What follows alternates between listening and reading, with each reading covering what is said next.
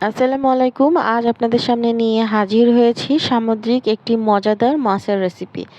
এই মাছের রেসিপিটা কিন্তু খেতে মাশাআল্লাহ খুবই ভালো লাগে, খুবই সুন্দর। এই মাছের রেসিপিটাই আজ আপনাদের সামনে আমি করে দেখাবো। দেখুন এই মাছটাকে কিন্তু আ রিটা মাছ, গাগরা মাছ আ বিভিন্ন নামেই কিন্তু পরিচিত। আপনাদের এলাকায় এই মাছটাকে কি মাছ হিসাবে জানে? যদি কেউ জানেন অবশ্যই কমেন্টের মাধ্যমে জানাতে ভুলবেন না। আমাদের এখানে কিন্তু এটাকে গাগরা মাছ বলেই বলা হয়। এই গাগরা মাছটা কতটা লোভনীয় স্বাদে আপনারা রান্না করবেন সেই প্রসেসটাই কিন্তু আজ আমি আপনাদের দেখাবো। এটা একদম মাংসের মতোই কিন্তু রান্নাটা করতে হবে। দেখুন প্রথমে আমি এখানে একটা মাছ নিয়ে নিয়েছি। আমি কিন্তু এখানে একটা মাছ নিয়েছি।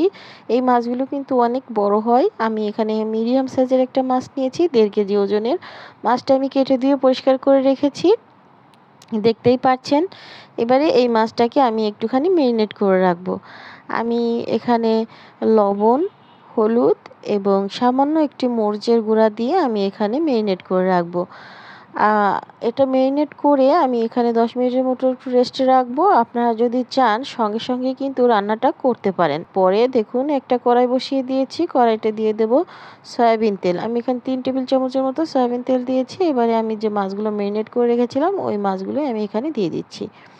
মাছগুলো একদম গরম তেলে দিতে যাবেন না, তাহলে কিন্তু হাতের ছ্যাঁকা লাগতে পারে। এ পর্যায়ে যারা আমার ভিডিওটি দেখছেন অবশ্যই একটি লাইক করে দিবেন। আপনারা অনেকেই আছেন লাইক করতে ভুলে যান। আমি মনে করিয়ে দিলাম আপনাদের মূল্যবান লাইকটা যদি করেন তাহলে কিন্তু আমার খুব ভালো লাগে এবং ভিডিও করতে উৎসাহ পায়। দেখুন মাছটা আমি একটু লাল লাল করে ভেজে নিচ্ছি। আপনারা চাইলে কিন্তু এর থেকে কম বেশি করে আপনারা ভাজতে পারেন। দেখুন মাছটা আমি ভেজে একটা সাইড করে নিলাম। সাইড করে মাছের যে মাথাটা ছিল ওইটাও কিন্তু আমি একটা সাইডে এখানে দিয়ে দিচ্ছি। দেখুন মাছটা আমার ভাজা হয়ে গেছে। এবারে মাছটা আমি তুলে নিচ্ছি। সেম প্রসেসে আমি মাথাটাও কিন্তু ভেজে নিব। যেহেতু মাথাটা মাত্রই দিয়েছি। এই যে এইবার মাছটা আমার সম্পূর্ণ মাছগুলি ভাজা হয়ে গেছে। প্রথমেই বলেছি আমি এই মাছটা কিন্তু একদম মাংসের মতো রান্না করতে হবে। দিয়ে দেবো তেজপাতা এবং গরম মসলা। এটাকে একটু ভেজে নেব। যখন এটা থেকে সুগন্ধ বের হতে শুরু করবে তখন কিন্তু আমি এখানে দিয়ে দেবো কাঁচামরিচ এবং পেঁয়াজের ফালি। এখানে আমি পেঁয়াজের কুচিটা একটু কম করে দিয়েছি। কারণ পরবর্তীতে আমি আবার পেঁয়াজের বাটাটা এখানে ইউজ করব এই কারণে।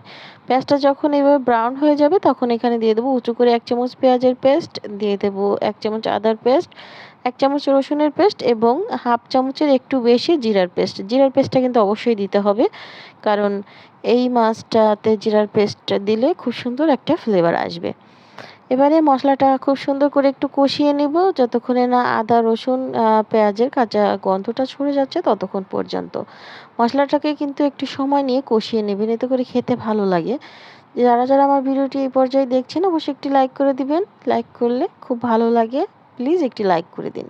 এবারে আমি মশলাটা কষানো হয়ে গেলে দিয়ে দেবো ১ চামচ লবণ, হাফ চামচ হলুদের গুঁড়া, ১ চামচ লাল মরিচের গুঁড়া এবং হাফ চামচ ধনিয়া গুঁড়া। এই মশলাগুলো দিয়েও আমি একটুখানি কষিয়ে নিয়েছি। কষিয়ে নেওয়ার পরে আমি এখানে সামান্য কিছুটা পানি দিয়ে দেবো যাতে নিচ থেকে ধরে না যায় এইজন্য। এবারে তেল উঠে আসা পর্যন্ত অপেক্ষা করলাম। দেখুন অপেক্ষা করার পরে যখন তেল চলে এসেছে তখন কিন্তু আমি ভেজে রাখা মাছগুলো এখানে দিয়ে দিয়েছি। ভেজে রাখা মাছগুলো যখন দিয়ে সঙ্গে, সঙ্গে কিন্তু আমি এখানে ঢাকনা দিয়ে ঢেকে কিছুক্ষণ কষিয়ে নেব ২ মিনিটের মতো।